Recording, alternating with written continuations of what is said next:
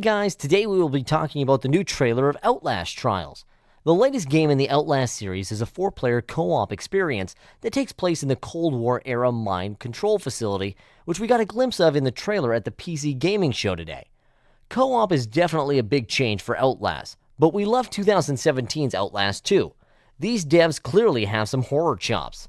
We're still not sure exactly how these mind control experiments will play out, but the trailer suggests that players will do more than occupy the same space as one reaches out to help another up. Although the scenario doesn't end well for either characters, so we'll find out that questionable intel for now. The trailer really just gives us flavor, and that flavor is blood and black mold. Back in December, Red Barrels revealed that Outlast Trials as the latest game in the Outlast franchise, and it has a slightly different setting to it.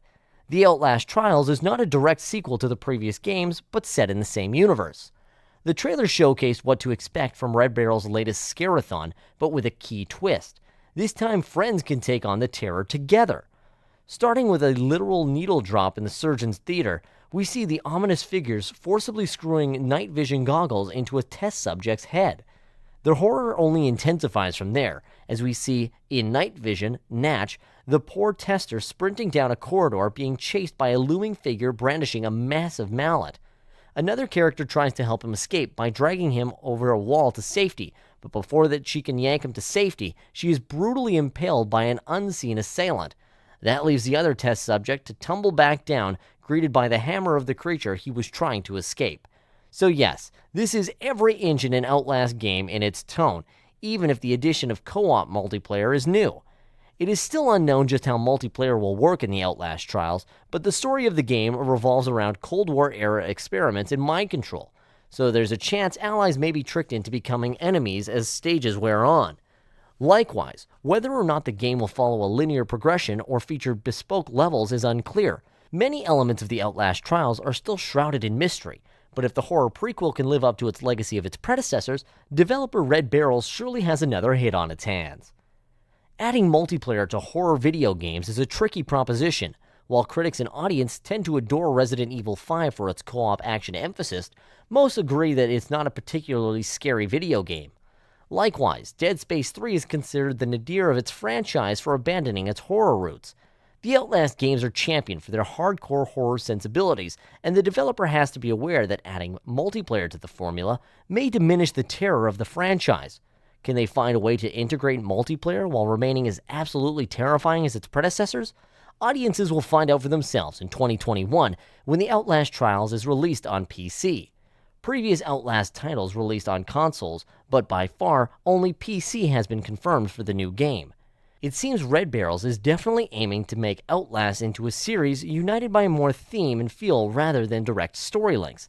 This hasn't been confirmed, of course, but it would definitely make sense due to a serious amount of potential in such a directional could create for the series.